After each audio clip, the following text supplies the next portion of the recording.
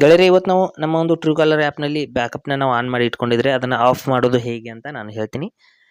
True ಕಾಲರ್ನಲ್ಲಿ ನಾವು ನಮ್ಮ messages, ಕಾಲ್ history ಅಥವಾ ನಮ್ಮ ಕಾಂಟ್ಯಾಕ್ಟ್ ನಂಬರ್ಸು ಈ ರೀತಿ ಎಲ್ಲವನ್ನು ಕೂಡ ನಾವು ಬ್ಯಾಕಪ್ ಮಾಡಿ ಇಟ್ಕೊಂಡಿದ್ರೆ ಅದನ್ನು ಆಫ್ ಕೂಡ ಮಾಡ್ಕೋಬಹುದು. ಏನಾದರೂ ಪ್ರಾಬ್ಲಮ್ ಆಗಿ ನಿಮಗೆ ಆಫ್ ಮಾಡಬೇಕು ಅಂತ ಅನಿಸಿದರೆ ಅದನ್ನು ಆಫ್ ಮಾಡೋದು ಹೇಗೆ ಅಂತ ನಾನು ಹೇಳ್ತೀನಿ.